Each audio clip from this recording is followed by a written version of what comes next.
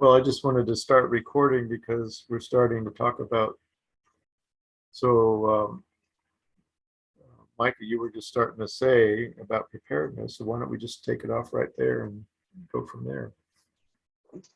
Yeah, well, I think this whole thing kind of comes from a Bible study that I was at, but it's also how what I've been seeing and what I've been feeling for the past 6 months, and you know we're coming into. I guess let me restart this over. I think I think that for me personally, I think that we are entering or entered, however you want to look at it, how these last couple of years has played out. But I do strongly believe that we are, at the time of the end, and the things that Bible prophecy speaks about in Matthew and Luke and Daniel and Revelation, and and I think that there's still not enough people that are paying attention to the seasons. And I think, you know, when Yeshua was here, and I think in particularly in Matthew, is it Matthew 22, where he talks about seeing, about paying attention to the seasons and paying attention to the times in which we live, you know, that comes from Yeshua. He's telling us, pay attention, right? Yeah, Don't be caught out. Don't let the thief come in and rob everything from you and you be left with nothing. yeah. And kind of another angle that he talked about in Matthew 24 there. He said, "Let no man deceive you." Well, a lot of us think of that being in deceiving you, and this is going to happen, but it doesn't happen, or whatever. But deception can also be to be deceived to think that you can be comfortable when you really need to be preparing. So that's another form of deception that Yeshua could have been referring to as well, I think. I absolutely 100% agree, because I think there's a lot of people out there that are just going, yeah, what was it? I don't know if it was a joke or, I mean, I guess it was a joke, but, it was kind of a morbid, it was a little bit of a morbid joke where, and I think you might have actually said it, and I'm not saying it was, but it was, there's a flood, there's a flood that happens. And these people are sitting on the roofs of their houses, you know, big 4-wheel drive truck comes by, and they say, "Hey, you guys need a hand? You need help getting out of here." And the people go, "No, we're okay. God will provide." And and later on, the flood waters are rising. They're getting higher up on the roof, and a boat comes by and says, the guys say, "Hey, it's getting pretty serious here, guys. The waters are rising. You need to get out of here. Hop in the boat. Let's go." And the people are like, "No, We're God will good. provide." And a little while later, they're the floodwaters have risen substantially, and they're basically clinging onto their chimney. And a helicopter comes and flies over, and the guys are like, "Hey, you need to get out of here, right? So here's the rope ladder. Grab on, let's get you out of here. Let's get you to safety." These people are like, "No, we're okay. God will provide." And this is kind of how I see a lot of the way in the times that we're living in now. Is that we're sitting here and the floodwaters are rising. Like the rains are falling, and we're sitting here going, no, we're okay. God's going to provide. He's going to take care of that. Well, I'm pretty sure that he gave us the word in the Bible and the prophecy. He tells us, he said, how many times in Revelation, again, does he sit here and say, he who has eyes to see, let him see, he has ears to hear, let him hear. Well, we need to actually start really paying attention to what's going on nowadays. Otherwise, at some point in time, we are going to get carried away by the floodwaters, completely unprepared. And, and then it's too late. Yeah. Yeah. And Go ahead. go ahead. No, you go ahead. No, yeah, I've, what I see is there's kind of that divide. There are some people who, well, and you can maybe almost put it into three classifications. There's some people who aren't doing anything and they're not paying attention to what kind of times we're in. There's other people that are going way overboard, spending money they don't have, buying stuff to be ready for it and getting themselves in trouble that way. And then there's other people that are making very reasonable preparations that, it's not overboard, but they recognize that there's something coming. So it's almost three classes that's going on. What I'm seeing anyway. Well, I think number one, we have to look at spiritual preparation. The spiritual preparation is critical. It's vital. It begins and it ends with I think, what we said last time, repent, for the kingdom of heaven is at hand. Right. I mean, you think about the Daniel, where he did, fasted for 21 days. He didn't eat any pleasing food, anything like that. Didn't, the story, the story there. And, he spent that time in deep prayer and repentance, and, asking for forgiveness. And, that message was heard by the angel that came and visited him, said, that the prince of Persia has resisted me for these 21 days. But, it is, I mean, if we, it's like the Bible says, or what Paul says, he who thinks he stands, let him take heed, lest he should fall. Right. We have got to, number one, preparation for me is we have got to get before the Father in prayer and repentance, and and seeking holiness and seeking righteousness and seeking truth in his word. He is number one, there's no question about it. But I think like, in the Bible study, that I did, a little while ago, I think one of the things that I kind of, I walked away from, and I was like, I don't understand. And I'm not trying to speak that against anybody. I'm just trying to look at this from from an aspect of, we're so afraid, for some reason, we're so afraid to recognize, to acknowledge the times that we're living in right now. People still sit here and go, oh, we don't know, if this is the end of all things, and, all this other type of stuff. And I'm like, well, look outside. Pick up a newspaper, like see what's going on now. Yeah. How can we be in any other time? Like, Bible prophecy is being fulfilled daily. Well, it's like our Mark, our pastor, yesterday, when he's given the sermon, he said, some of y'all, he said, you're still doing your ostrich thing. You're putting your head in the sand and you got your tail sticking up in the air with your feathers all exposed. He said, one of these days you're gonna stick your head out of the sand and realize you ain't got no feathers left. Yeah, that is as true a statement as I've ever heard. So I guess ultimately all I'm trying to say, and why I think this is a really important subject to bring up nowadays, is simply the fact that don't live in denial. Don't live like the ostrich with your head stuck in the sand. Like, acknowledge the times that we live in, but not in fear.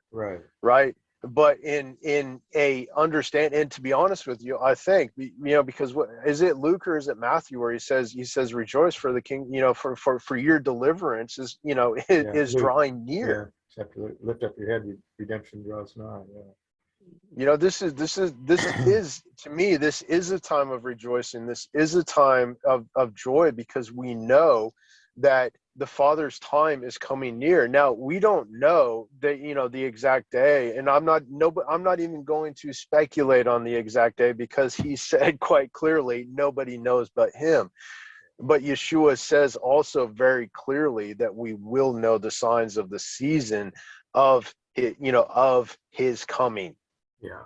And it really takes me to Psalm 91. I think is one of the most important Psalms there is in relation to this subject, because he says, they that dwell in the secret place of the Most High, that's that place of relationship, and they abide in the shadow of the Almighty. And it says that you'll have such a closeness that you'll even feel the pinions of his feathers on his wings, is the way David writes the poetry there. But the reality is that close connection, which we've been talking about, relationship. Because from that position, it then says 1,000 will fall at your right hand, or by your side, and 10,000 at your right hand, and you will see it, but it will not come near you, which I think is an incredible statement, because it seems to be telling us that we're actually going to have observational positions where we watch all of this happening, but part of that watching is seeing, is knowing what's going on, knowing what the next move is, not necessarily predicting it as far as the timing, but having that. And well, first of all, God, as we read through Scripture, we see that He does things by patterns, and He repeats His patterns over and over. And so, if we have been studying Him closely and relationally, and then we start to look around at what's happening, and we know what His patterns are, and then we take that pattern and apply to what we see happening, that gives us a real heads up as to what to expect, where we are in the scheme of things, in the timing of things. It gives us a heads up that if you're not paying attention, you will not be ready. But if you are paying attention, you will be ready. Absolutely. I agree, and I think that's really why we wanted to have this conversation today, is because of paying attention, reading, really paying attention to the seasons, not just going about your daily life, but understanding, that that relationship is the lifeline. It's the thing that's going to save us.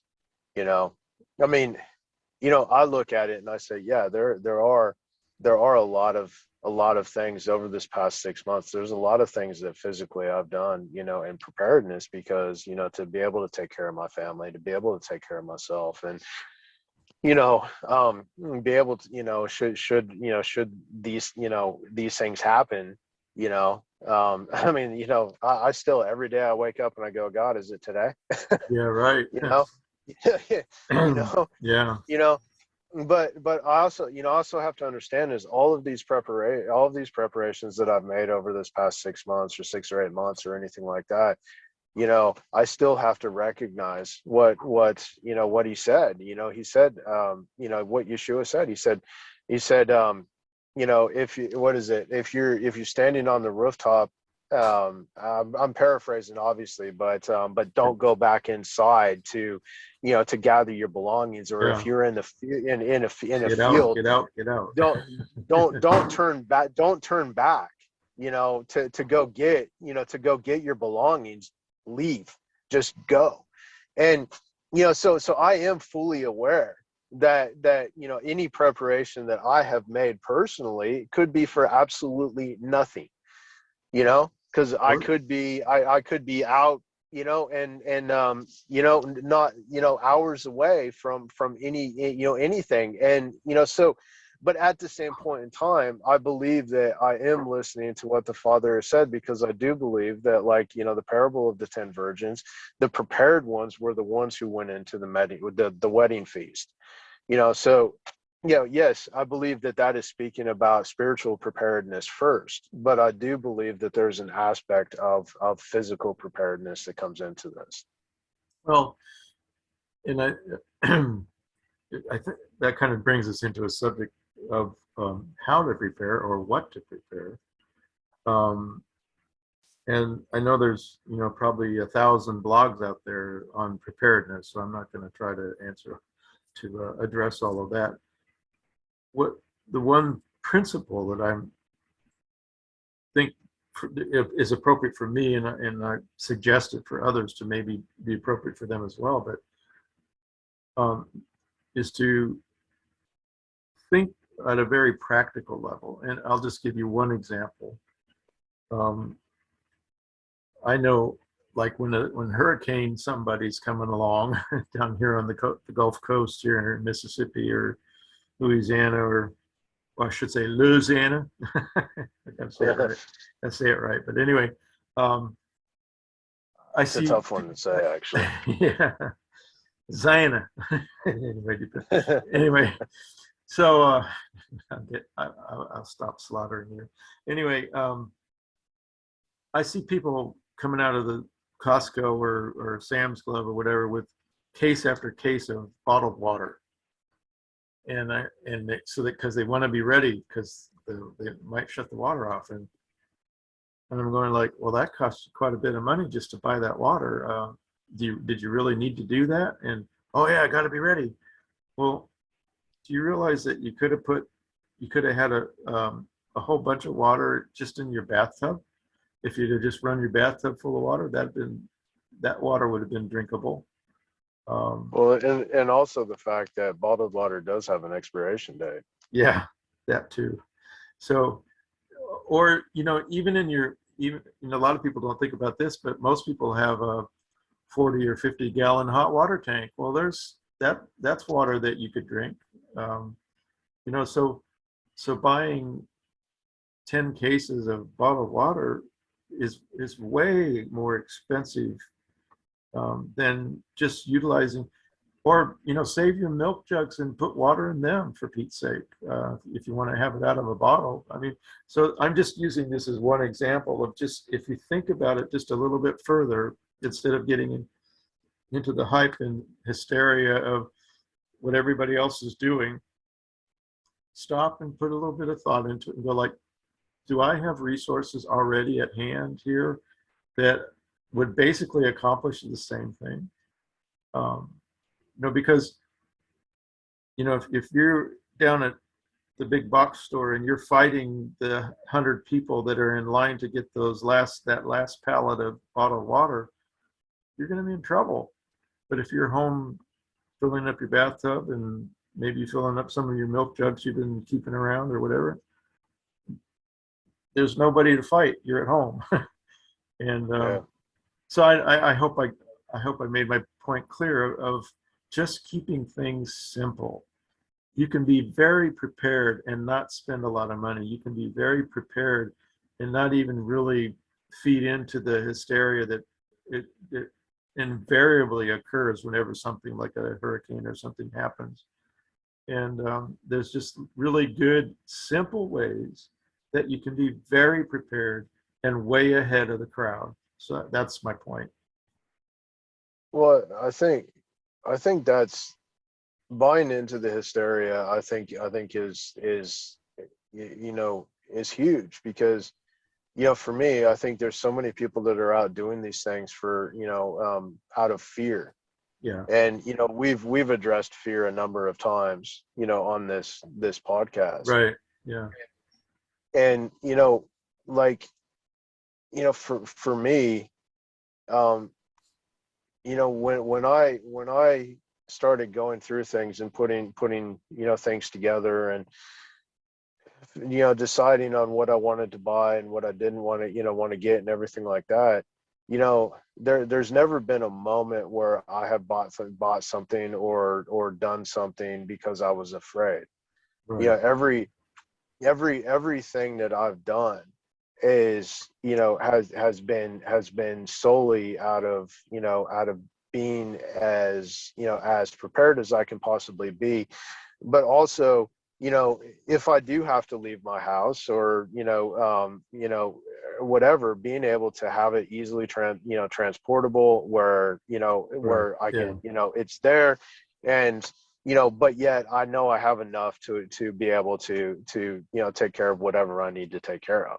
And, you know, for me, you know, I look at it now, I can go on to, um, you know, survival websites, and, you know, these army surplus stores, and, you know, all this other type of stuff. And, you know, these places hardly have anything, Yeah. you know, like these websites are sold out of just about everything, Yeah. Yeah. That's a whole nother issue.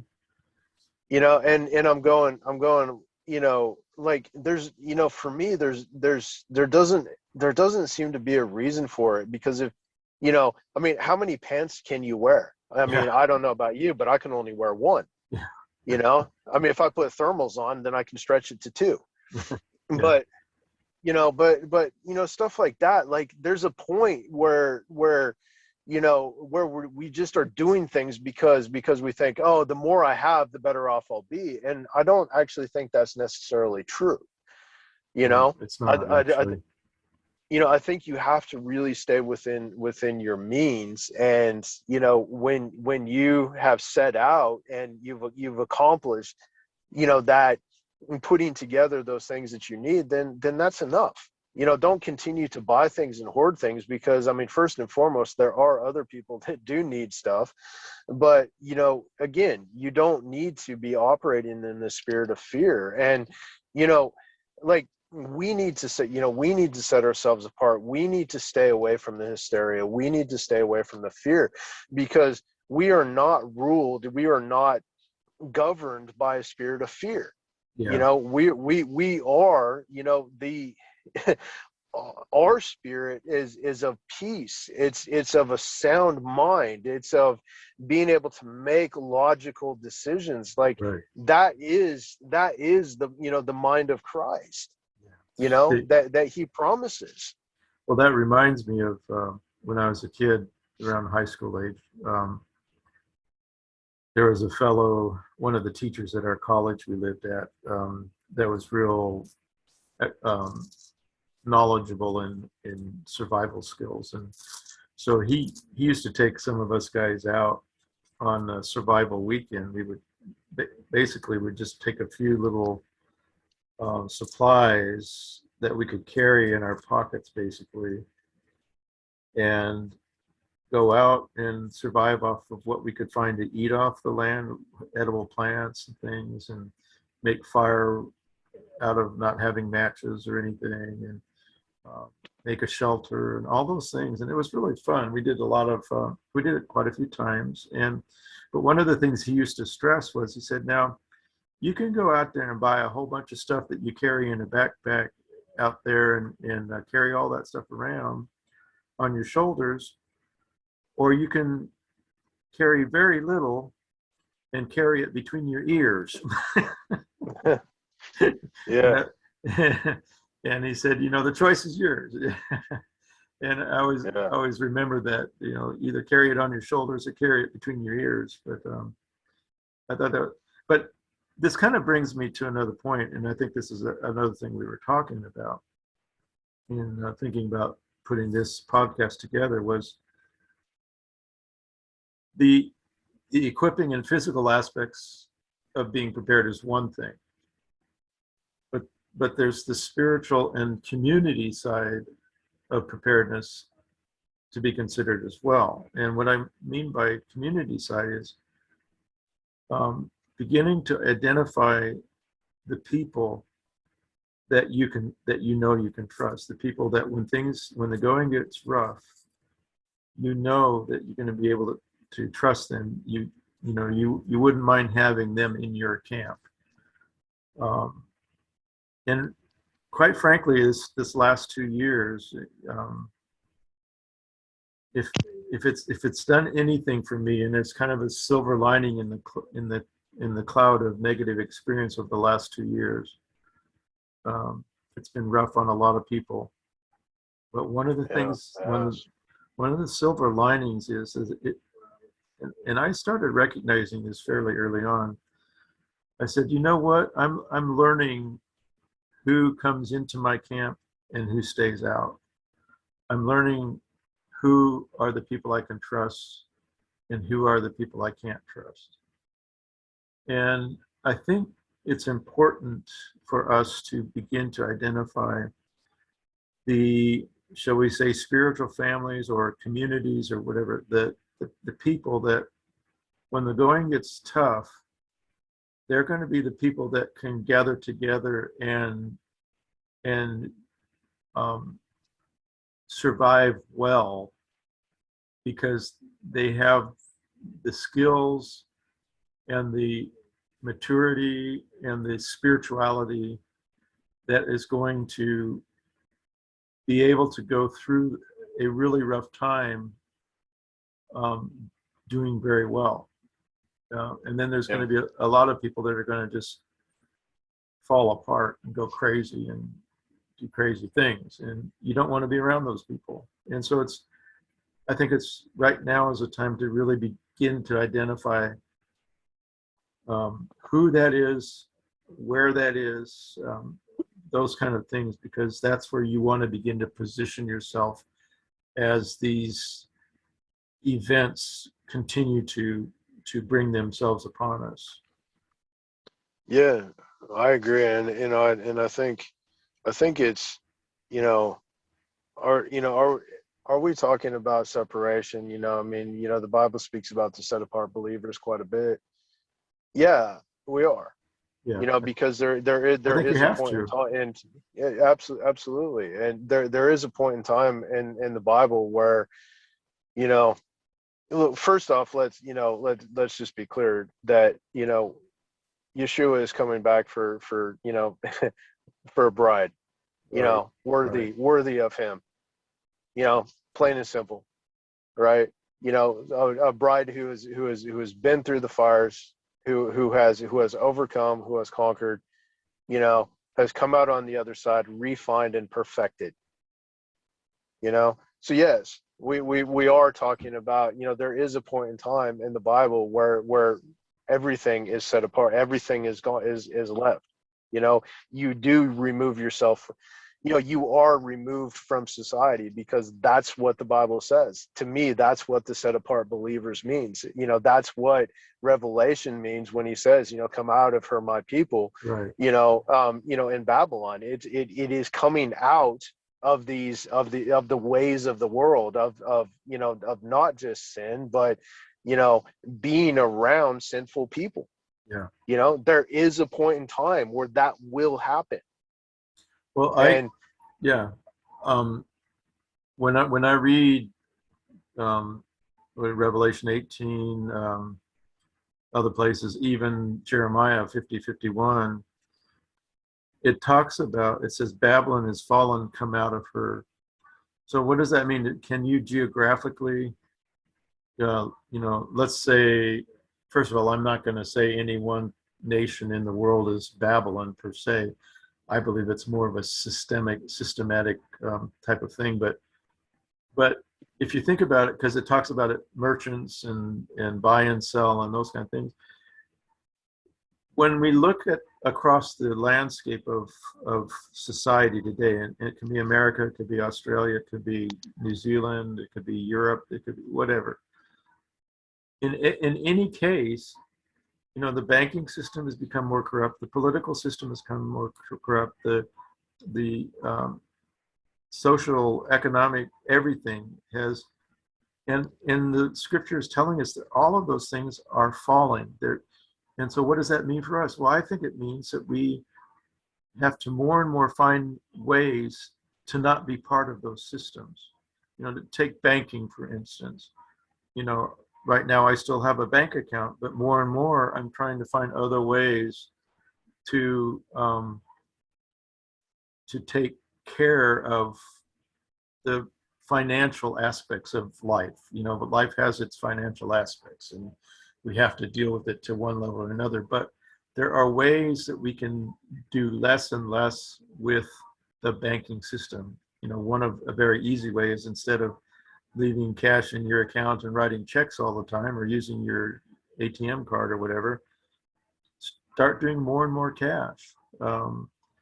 It's the same amount of money you're going to have in the bank or out of the bank, one way or the other. But if you just do more cash transactions, it's really kind of weird when people kind of look at you like, you mean you're still doing cash, which is kind of weird. But anyway, but find ways to become less and less part of the Babylonian system. The school system,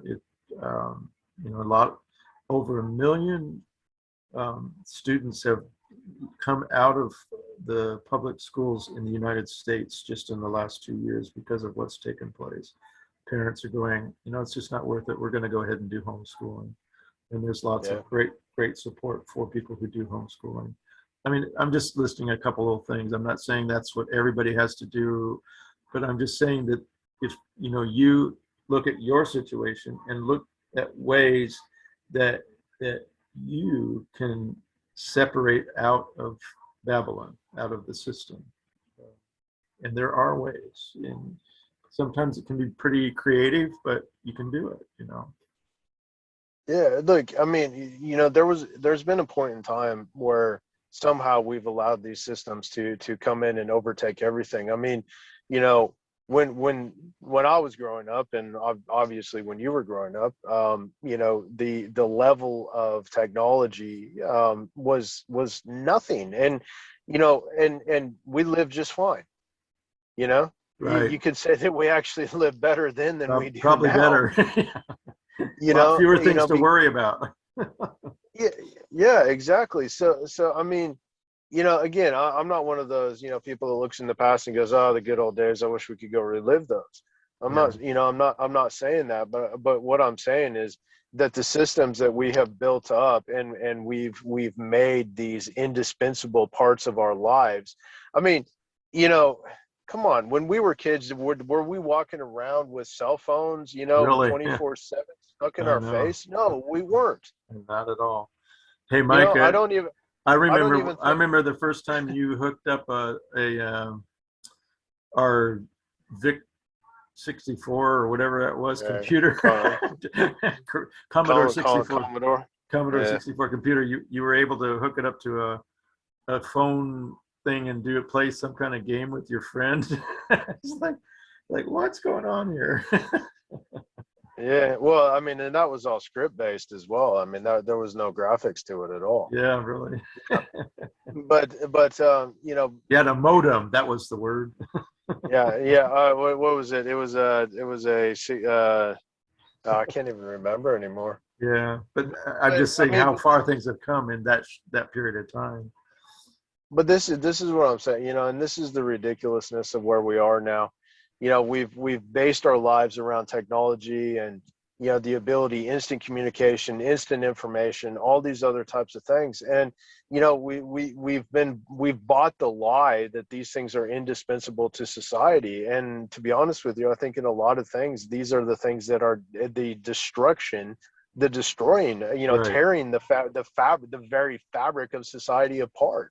Yeah, they're allowing the big brother to look over our shoulder way more than ever, because we've got that device that they actually can.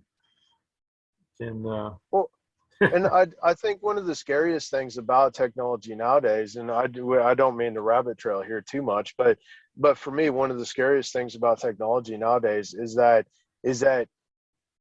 any opinion, right, is can be valid. You can have the most ridiculous, off the wall, sick and twisted opinion about something, and yet you will find other people that will take that will share that opinion with you. People that have no business being elected into office or having any kind of a what's the word I'm looking for? Influence, over other people. over other people's lives, all of a sudden these people have influence, and they have, they have these things they should not have. Well, They have power over people they should not have. that's the phenomena that has really caught on in these last decade, is what they call the social influencers. People who have learned clever ways to get people to think what they want them to think by the way they present themselves on the social media. Yeah. And there can be good influencers. I know of several good people who call themselves influencers, but I also know some very negative as well. But you're right. And so that kind of leads us back to this point of the community that we choose to be part of.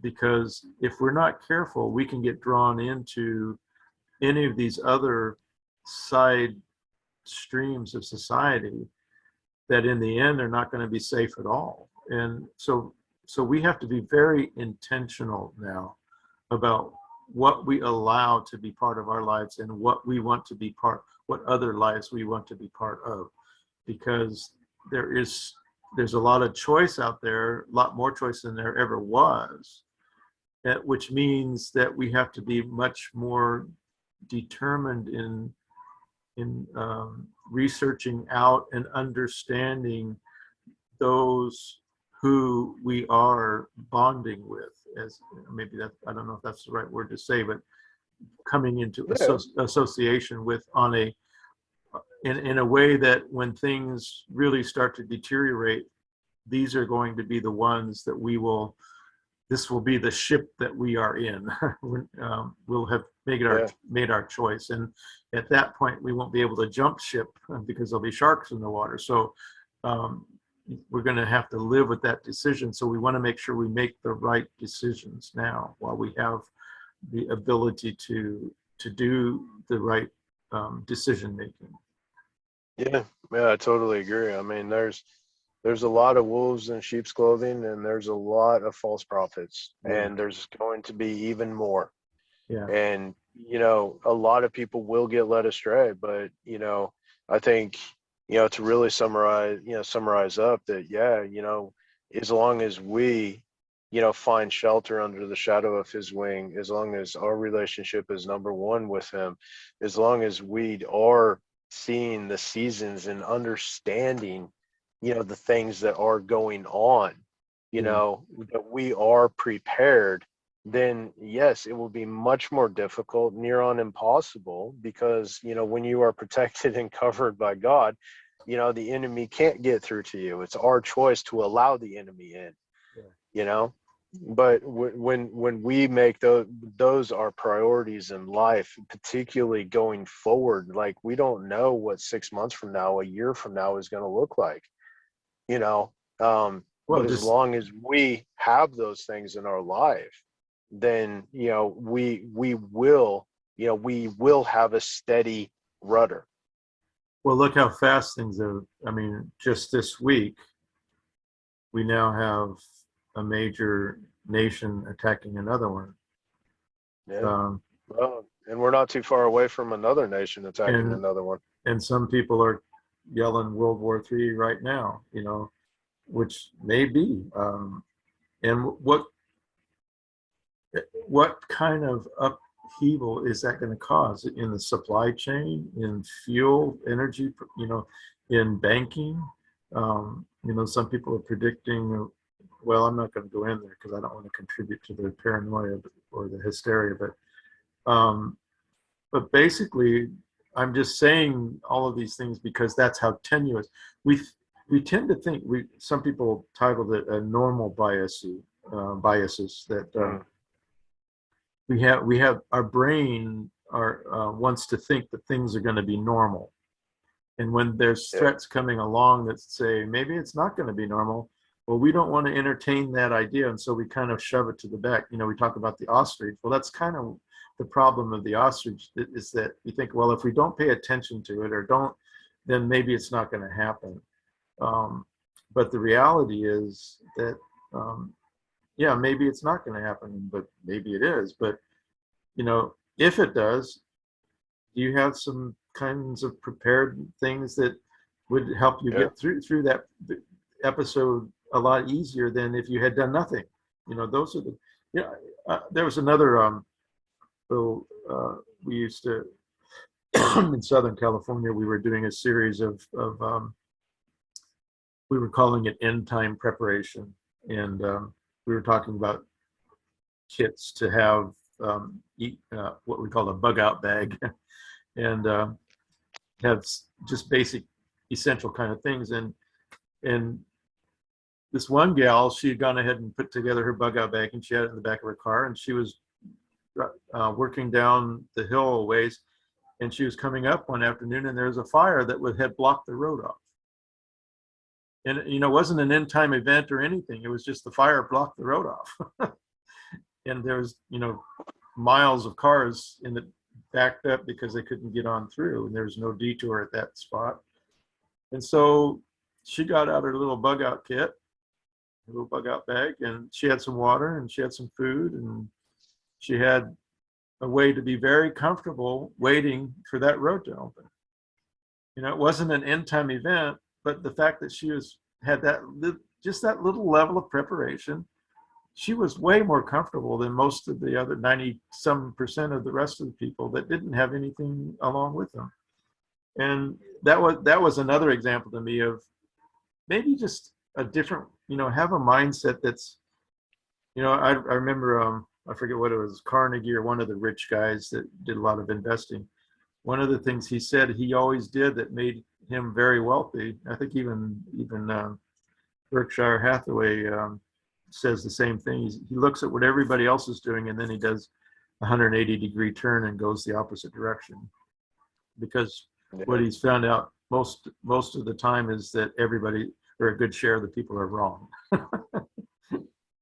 He's definitely right. Yeah. Yeah, one of the last things I want to say is, and I think, it is a warning in the Bible, and in Ezekiel, where God is talking to Ezekiel, and he says, and he's talking about the people that say, don't worry about it. We're going to, we're happy. We're living our life. God's judgment is far off. Yeah. And don't be those people. Yeah. Don't sit there and say, I can live my life happy, because God's judgment is far off.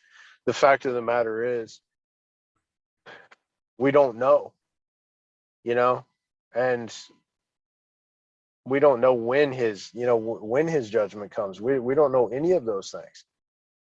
So don't be a mocker. Yeah. Don't sit there, and those people those people were sitting there fat and happy when Judgment Day came, and kind of makes you wonder if they were the ones who were eating their own children. Well, think of going back even further to Noah. He, for several years while he's building that ark, he's telling people that's what's coming, and they're laughing at him and mocking him, and the doors even open for a while, inviting people to come in and what do you think, and then suddenly, and we're told an angel closes the door. That must have been an interesting sight to see, the video on that one where everybody's going like, what? The moment of realization when everything that you've said for the past 2 years was wrong. Yeah, like that cartoon you sent me. I'll put that cartoon. I'll make that the background picture on this because that picture's so funny. And he goes, because if you're gonna fight like you're the third monkey on the ramp to Noah's Ark, and brother, it's starting to rain. Yeah.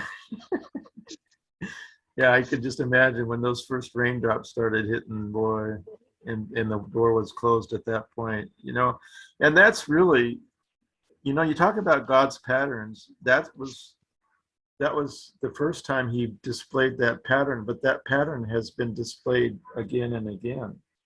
And even to the point of the 10 virgins where Yeshua tells about the 5 that go in, and the 5 that are left out that don't make it in because they don't have relationship.